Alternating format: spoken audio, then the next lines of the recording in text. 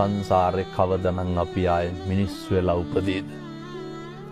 මිනිස්සෙකුට ප්‍රියශීලී විදිහට කතා කරන්න පුළුවන් වෙන්නේ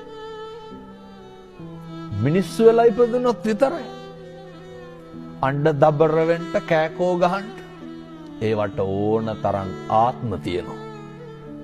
දැන් බල්ලෙක් තව බල්ලෙක් දැක්කහම මොකද කරන්නේ? අපි වගේ කොහෙද යන්නේ කියලා අහනවද?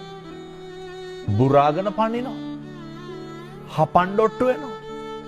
මට කියන්න සත්ව ලෝකයේ තුල සතෙක් තවත් සතෙකුට බය නැතුව ඉන්නේ මොන සතාද? හැම සතෙක්ම ඉන්නේ තවත් සතෙකුට බයෙන්. හැම සතෙක්ම ඉන්නේ තවත් සතෙකුගේ ග්‍රහණයට ලක් වෙයි කියලා නේ. පැහැදිලිද මම මේ කියන එක මනුෂ්‍ය ආත්ම භාවයේ තියෙන වටිනාකම? මේක තේරුම් නොගන්න තාක්කල් බනහන එකේ අර්ථයක් නැහැ. කෙනෙකුට දෙන්න පුළුවන් දෙයකට තියෙන්නේ වතුර වීදුරුවක් නම් ඒක බොහොම ගෞරවයෙන් දෙන්න.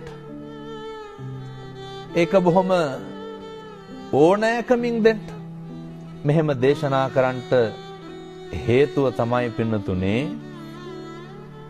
අපිට සංසාරේ කවදානම් ආයේ මිනිස්සෙකුට මම මේ වතුර වීදුරුවක් කීවේ මේක බොහොම සරල දෙයක් රුපියල් 50ක්වත් යන්නේ නැහැ.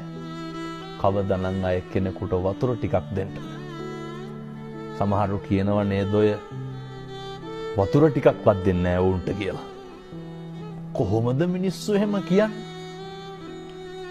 ඒ වැරදි අඩුපාඩු වෙන එක ඒ මිනිස්සුන්ගේ වැඩක්. හැබැයි සත්පුරුෂෝ විදියට හැසිරෙන එක කාගේ වැඩක්? ඒක අපේ වැඩක්.